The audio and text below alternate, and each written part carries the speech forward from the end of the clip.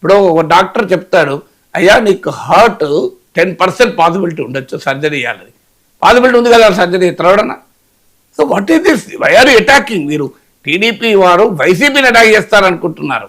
మీరు పదే పదే జంతు కొవ్వు అని ఒక వేల సార్లు మనీ మీ అనుకూల మీడియాలో రాయించుకొని అల్టిమేట్గా ఎవరిని అటాక్ చేశారు మీరు? వైసీపీనా? వైసీపీలు బాగానే ఉన్నారు. దేవుని ప్రసాదాన్ని అటాక్ చేశారు. పరమ పవిత్రమైన తిరుమలను అవమానించారు. కోట్లాది తిరుమలేశ్వరి వెంకటేశ్వర స్వామి భక్తులకు ఆవేదన కలిగించారు. నేను అనేది ఏంటంటే ఒక జరిగిందని మీకు ఆరోపణ వచ్చింది. ముఖ్యమంత్రి స్థాయిలో దాని విచారణ ఆదేశించాలి, ఎఫ్ఐఆర్ దాఖలు చేయాలి, సిట్ ఏర్పాటు చేయాలి. ఇప్పుడు సిట్ చెప్పింది మీరు చెప్పండి, అభ్యంతరం లేదు. ఏది లేకముందే మీరు ఎనిమల్ ఫ్యాట్ అని ఎట్లన్నారు? ఇప్పుడు ఎనిమల్ ఫ్యాట్ కల్తీ చేసిన వారు నేరస్తులు. జరగని కల్తీ గురించి జరిగిందని చెప్పిన వాళ్ళు మన నేరస్తులు కారా? మరి ఎనిమల్ ఫ్యాట్ కలిసింది అని 10% అన్నాడా చంద్రబాబు నాయుడు? అనలే కదా. కలిసిందని చెప్పేసి 100% అని చెప్పాడు కదా. ఇప్పుడు మరి దీనికి ఎవరు బాధ్యత వహించాలి? ఇక ఇప్పటికైనా నేను అనేది ఏంటంటే, ఇప్పటికైనా ఆ రిపోర్ట్లు ఏం చెప్తున్నారు? కెమికల్ నెయ్యి, పామ్ ఆయిల్, అందులో కూడా అప్పటి రిపోర్ట్లో కూడా ఫాల్స్ నెగిటివ్ వచ్చే అవకాశం ఉంది. వెజిటబుల్ ఆయిల్ కలిసిందని ఉంది అప్పుడు కూడా. సో దాన్ని కావాలని రకరకాల రూపాల్లో వక్రీకరించారు. ఇప్పుడు సిట్ ఏం చెప్పింది? National dairy research institute, Indian council for agriculture రీసెర్చ్కి అనుబంధంగా ఉన్న national dairy research Haryana, national dairy development board Gujarat, వీళ్ళందరి పరిశోధనల ఆధారంగా ఎనిమల్ ఫ్యాట్ కలిసిందని ధృవీకరించలేదు. ఇది నెంబర్ 1 పాయింట్. 2, కల్తీ జరగలేదని మాత్రం అనలేదు. కల్తీ జరిగిందని చెప్తున్నారు, అందరూ డౌట్ లేదు.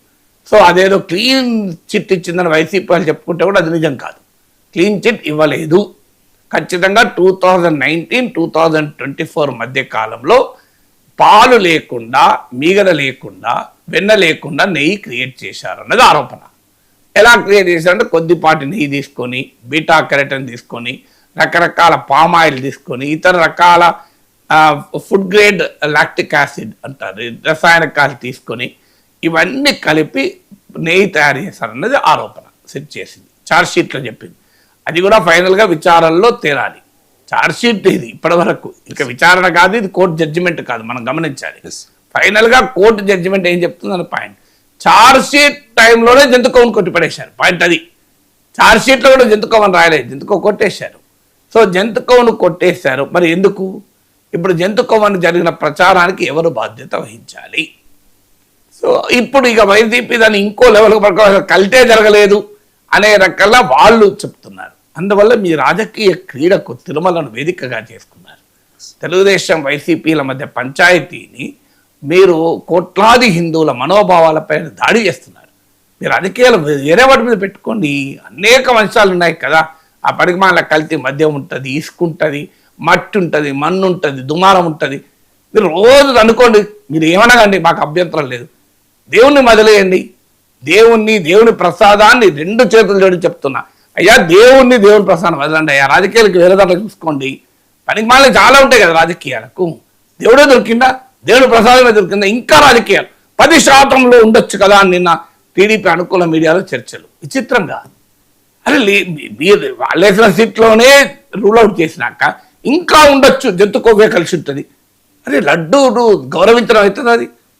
ఇప్పటికైనా జరిగిన పొరపాటు జరిగింది, తొందరపడి మేము అనుకున్నాం జంతుకోవని. అయ్యా జంతుకోవు లేదని ముఖ్యమంత్రి ఒక మాట చెప్పచ్చు కదా గౌరవంగా. నేనే పొరపాటు అన్నాను, అది నిజం కాదు, కానీ నెయ్యి కల్తీ మాత్రం జరిగింది, కెమికల్ కల్తీ.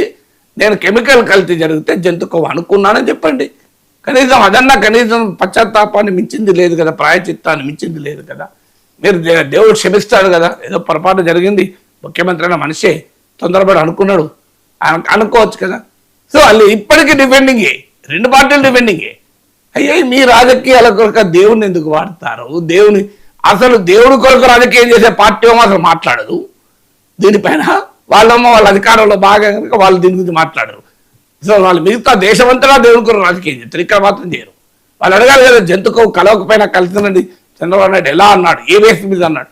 సుప్రీంకోర్టు కూడా అదే చెప్పింది కదా. మీరు సుప్రీంకోర్టు గూగుల్ కొట్టండి, వస్తుంది లైవ్లలో సుప్రీంకోర్టు ఆన్ తిరుమల లడ్డు అని వస్తుంది. అందులో క్లియర్గా చెప్పారు, ఇంకా నిర్ధారించక ముందే ముఖ్యమంత్రి స్టేట్మెంట్ ఎట్లా ఇస్తారని. అప్పటికి ఇంకా ఎఫ్ఐఆర్ దాఖలు చేయలేదు. విచిత్రం ఏంటంటే మీకు ముఖ్యమంత్రి మీరు చంద్రబాబు నాయుడు చెప్పారు బయట వరకు, ఇంకా అసలు అప్పటికి ఎఫ్ఐఆర్ దాఖలు చేయలేదు. కేసే పెట్టలేదు.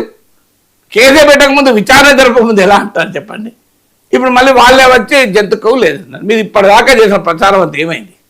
సో క్లియర్గా అర్థమవుతుంది కదా, దేవుని కోసం కాదు ఇది. తిరుమల శ్రీ వెంకటేశ్వర స్వామి మీద భక్తితో చేస్తున్నది కాదు. లడ్డు పవిత్రతను ఎస్టాబ్లిష్ చేయడానికి కాదు, కోట్లాది భక్తుల కొరకు కాదు, కేవలం మీ రాజకీయాల కొరకు చేస్తున్నారు. ఈ ఓట్ల వేటలో ఆఖరికి దేవుడు కూడా మీకు ఆయుధమయ్యాడు. తిరుపతి లడ్డు కూడా ఆయుధమైంది. ఇప్పటికైనా దాన్ని క్లోజ్ చేయండి, ఆ దుకాణం బంద్ చేయండి, తేల్చండి. ఆ కెమికలా గిమికలా ఇంకోట ఏదో తేల్చండి, ఎవడు చేశాడో తేల్చండి, వాడిని తీసి లోపలేయండి. ఇక నుంచి దీని మీద మాట్లాడకండి. దీనివల్ల ఏమవుతుంది? హిందూ ధర్మం, హిందూ మతం పైన మా పవిత్రత మీద అవిశ్వాసం పెరుగుతుంది. స్టాప్ దిస్ నాన్ సెన్స్ అంటున్నాను. క్లోజ్ చేయండి. ఎస్, ఏది కలిసిందో తేల్చండి, వాడికి ఎంత కఠినమైన శిక్ష అంతే, మాకే అభ్యంతరం లేదు. కానీ దీన్ని సాగదీసి 5 ఏళ్ళు నెక్స్ట్ ఎన్నికల వరకు మేము మాట్లాడుకుంటూనే ఉంటాం, మాకు అది ఓట్లు అవసరం, నెక్స్ట్ ఎలక్షన్ల వరకు ఏది తేల్చాం, ఇదంటాం,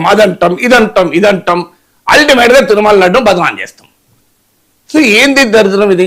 సరే అనేది ఏంటంటే 2029 దాకా నడుపుతుంది. చూడండి మీరు సినిమా. ఖచ్చితంగా సార్. ఏం సినిమా అండి ఇది?